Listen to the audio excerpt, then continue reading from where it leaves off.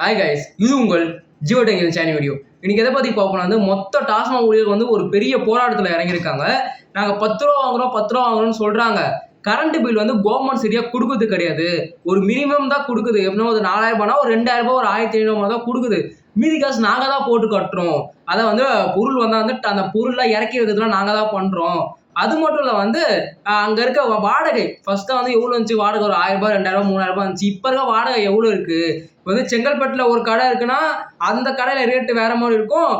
சென்னையில் ஒரு கடை இருந்தால் அந்த கடை வாடகை வேற மாதிரி இருக்கும். ஏன்னா கவர்மெண்ட் எல்லாமே சமமாக தருது. இதெல்லாம் இந்த தலையில எங்க மேல விடுது. எங்களை கட்டிக்க சொல்றாங்க. என்னன்னா 10 ரூபா வாங்குறீங்கன்னா அதை வச்சு கட்டிக்கணும்னு சொல்றாங்க. ஆனா எங்களுக்கு இவ்வளவு ஒரு பிரச்சனை வருது. 10 ரூபா கேட்டா போட்டோ எடுக்கிறாங்க, வீடியோ எடுக்கிறாங்க. யார் இதை வாங்க சொன்னா? எந்த ஊழியர் வாங்க சொன்னாங்களா? இல்ல அதிகாரிகள் வாங்க சொன்னாங்களா? அமைச்சரை வாங்க சொன்னாங்களா?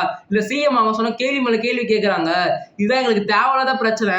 எங்களுக்கு எவ்வளவு சேலைனா சேலர் 11000 ரூபாய், உதவியாளர் 10000 ரூபாய், 12500 ரூபாய். இவ்வளவுதான் எங்களோட சேலரி. எங்களுக்கு சேலரியே ஏத்துங்க. இனி எங்களால பாட்டில் வாங்க முடியாது. கடையில இருக்குது 3 பேரு. ஆனா நாங்க பாட்டில விற்போமா இல்ல பழைய பாட்டில வாங்கி ஸ்டிக்கர் ஒட்டி பழைய பாட்டில் வாங்கி 10 ரூபாய் சேஞ்ச் கொடுப்போமா? அந்த வேலையை நாங்க பண்ண போறது இல்ல.